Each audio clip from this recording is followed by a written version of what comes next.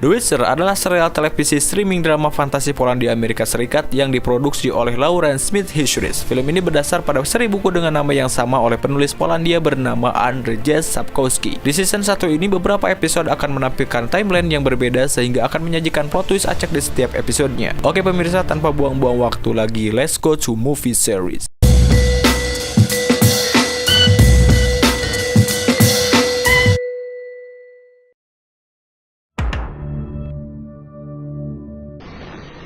Film diawali dengan diperlihatkan pria bernama Geralt of Rivia yang sedang bertarung dengan monster Kikimor. Kikimor ini berbentuk seperti serangga yang hidup dalam rawa-rawa. Seketika itu pedang Geralt jatuh ke dalam rawa, sehingga Geralt menyelam untuk mengambil pedang tersebut. Dan dalam sekejap, darah Kikimor bercucuran tertusuk pedang Geralt. Setelah mengalahkan musuhnya, Geralt menunggangi kuda menuju kota terdekat yang bernama Blaviken. Geralt mencari alderman untuk menyerahkan bounty yang terpasang ke monster tersebut. Seketika Geralt masuk ke dalam satu kedai, iringan dari pemusik jalanan pun berhenti dan pemilik kedai tersebut berkata, "Kita tidak ingin bangsa sepertimu ada di tempat ini." Sedikit penjelasan, jadi The Witcher merupakan anggota dari kaum terbuang di The Continent benua. Profesi mereka adalah bounty hunter yang sering dibayar untuk membunuh monster. Witcher menggunakan kekuatan sihir untuk membunuh monster dan membuat mereka panjang umur. Geralt sendiri saat cerita ini dimulai sudah berusia 100 tahun. Hal ini sedikit menyedihkan karena bagaimanapun juga Witcher memberikan banyak kontribusi. Ejekan tersebut hampir menimbulkan perkelahian hingga masuklah seorang wanita yang bernama Renfri. Sambil menenggak satu cangkir penuh bir, Renfri menatap wajah Geralt sebagai satu tanda pengenalan. Tidak lama datanglah seorang warga sekitar bernama Marilka. Ia menjanjikan kepada Geralt bahwa Stregobor, seorang penyihir yang tinggal dalam kota ini, akan membeli mayat monster itu. Diantar oleh Marilka, Geralt pun pergi menuju Master Irion di mana si penyihir itu berada. Saat di luar terlihat menara itu seperti biasa saja, namun ketika Geralt masuk ke dalam, menara tersebut telah berubah menggunakan sihir ilusi menjadi taman yang sangat indah yang terawat oleh wanita muda yang telanjang. Dan inilah dia Stregobor, seorang penyihir tua di kota Blaviken. Geralt berkata bahwa dirinya membawa monster Kikimora untuk Master Irion, namun Master Irion mati 200 tahun lalu. Stregobor menjelaskan untuk suatu kehormatan dirinya mencatat nama Master Irion sebagai julukannya. Selain itu, Stregobor juga sudah mengetahui bahwa Geralt adalah kelompok Witcher. Geralt di sini sudah paham bahwa Stregobor mengundang dirinya bukan untuk membuli monster perburuannya, tapi ia diperintah untuk membunuh seseorang dan ia disuruh untuk membunuh Renfri, yaitu wanita yang di kedai tadi. Alasan Stregobor menyuruh Geralt untuk membunuh Renfri karena ia meyakini bahwa Renfri adalah titisan seorang iblis wanita bernama Lilith, di mana sang penyihir sudah bisa meramal bahwa Renfri akan membangkitkan lagi seorang penyihir jahat yang akan membinasakan umat manusia. Tapi di sini Geralt menolak dan berkata bahwa dirinya di sini hanya membunuh monster bukan untuk membunuh manusia. Stregobor pun mengalah bahwa membunuh Renfri adalah satu tindakan kejahatan kecil. Tapi lagi-lagi dengan bijaknya Geralt menolak dengan mengatakan kejahatan kecil, sedang atau besar sama saja. Jika aku harus memilih antara kejahatan dengan kejahatan lainnya, lebih baik aku tidak memilih sama sekali. Akhirnya Geralt pun meninggalkan menara Stregobor. Kemudian, scene berpindah pada satu istana kerajaan di mana kita akan diperlihatkan seorang wanita yang tengah membaptis para pasukannya. Ia adalah Ratu Sintra dari keluarga Northern Kingdom dan suaminya bernama King Ace. Mereka juga memiliki cucu satu-satunya yang bernama Ciri.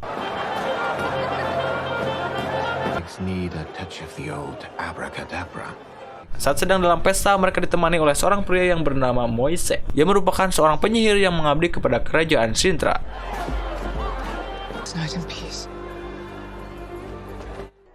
Tidak lama kemudian sang ratu mendapat kabar bahwa pasukan Nilfgaard sedang menuju Sintra. Mendengar hal tersebut, sang ratu memperlihatkan kekhawatiran yang sangat berat kepada rakyatnya, terutama kepada Ciri yang menjadi cucu satu-satunya. Akhirnya, siap tidak siap, ia harus segera berperang.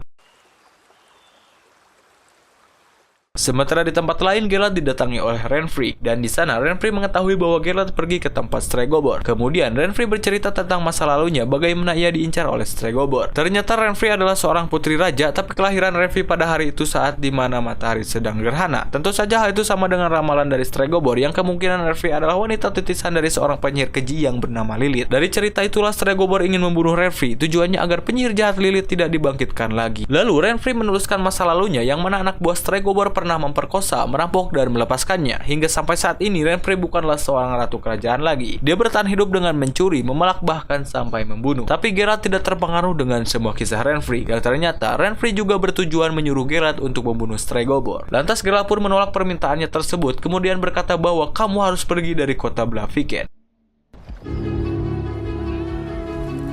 Sementara di tempat lain, sang ratu dan pasukannya pun sudah siap untuk menghadapi pasukan Nilfgaard. Melihat pasukan Nilfgaard terlalu banyak, sang ratu memperlihatkan ekspresi kekhawatirannya yang mungkin saja pasukannya bisa mudah dikalahkan. Saat peperangan terjadi, di istana Ciri dijaga oleh Mosaic dan satu pengawal untuk tetap menemani Ciri. Di sana ia sangat mencemaskan keadaan neneknya yang sedang ikut berperang. Sementara di medan perang, pasukan Sintra sepertinya sudah tersudutkan. Tidak lama, Raja King harus tewas terpana oleh pasukan musuh. Menyaksikan kematian suaminya, akhirnya pasukan Sintra pun kalah dan mulai melarikan diri ke istana.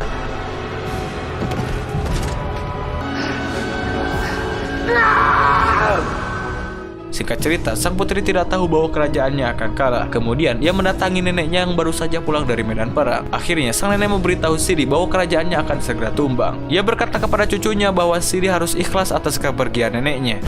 You've been brave, my child.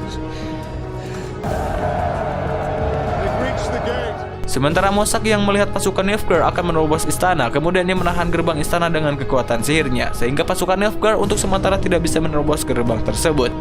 Di tempat yang lain, Geralt kembali didatangi oleh Renfri. Di sana, Renfri berkata bahwa dirinya akan segera meninggalkan kota Blaviken atas ultimatum yang diberikan oleh Geralt kepadanya pada saat kemarin. Dan dari sinilah mereka berdua, sudahlah.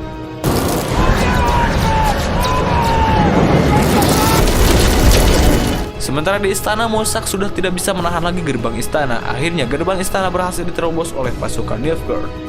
Mendengar pasukan musuh sudah memasuki istana, kemudian sang ratu menyuruh Mosaic untuk mengeluarkan seseorang dari penjara. Entah siapa yang dimaksud orang yang di penjara ini, dan saya berpikir mungkin orang tersebut mempunyai kekuatan yang sangat besar. Tapi sayangnya, orang yang di penjara tersebut telah kabur. Kemudian, sang ratu menyuruh putri Ciri untuk segera meninggalkan istana ini. Sang putri sedikit menolak, dan dari sini kita akan diperlihatkan kekuatannya. Namun kekuatannya belum maksimal untuk digunakan. Karena sang nenek berkata dunia bergantung padamu, akhirnya Ciri pun pergi meninggalkan istana ini. Tapi sebelumnya sang nenek menyuruhnya untuk menemui seorang pria yang bernama Geralt dari kota Rivia, yang mana Geralt adalah takdir putri Ciri.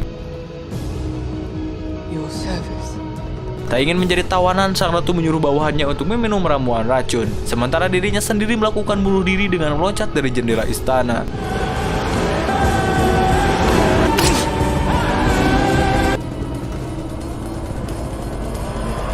Sementara Mosaic yang sedang mengamankan sang putri harus terhenti karena ada musuh yang mengetahui mereka. Namun para pengawalnya harus tewas sehingga sang putri pun harus ditangkap.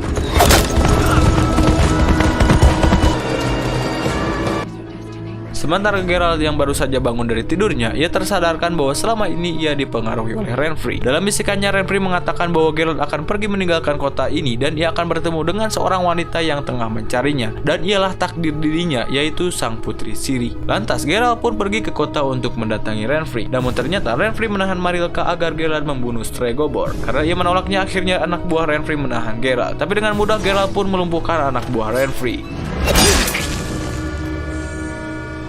Saat itu juga, Renfri mendatangi Geralt sambil menahan Marilka. Ia mengancam akan membunuh semua orang sampai Stregobor datang, tapi Geralt berupaya agar ia melepaskan Marilka. Namun Renfri tiba-tiba menyerang Geralt. Pertarungan yang sengit pun terjadi antara Geralt dan Renfri, tapi bagusnya Geralt berhasil mengalahkan Renfri. Sebelum meninggal, Renfri berkata bahwa gadis di hutan itu akan selalu bersamamu, dan dialah takdirmu. Tidak lama, Renfri pun meninggal. Sementara sang putri Ciri yang sedang dibawa oleh pasukan musuh tiba-tiba mengeluarkan kekuatannya. Dari kekuatannya tersebut membuat musuh tidak bisa melakukan apa-apa, dan bahkan batu besar terjatuh sehingga menyebabkan tanah terbelah. Dari sinilah sang putri bisa melarikan diri ke hutan.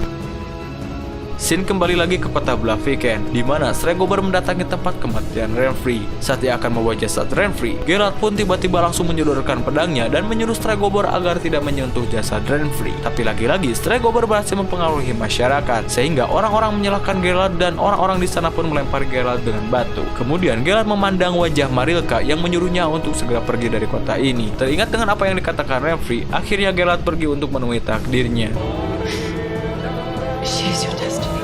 Dan film ini pun udahan bol.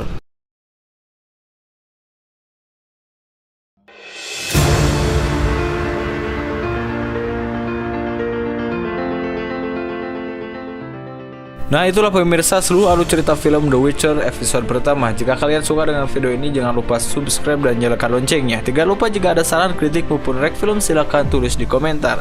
Sekian saya Steve Austin unjuk diri dan mengucapkan terima kasih.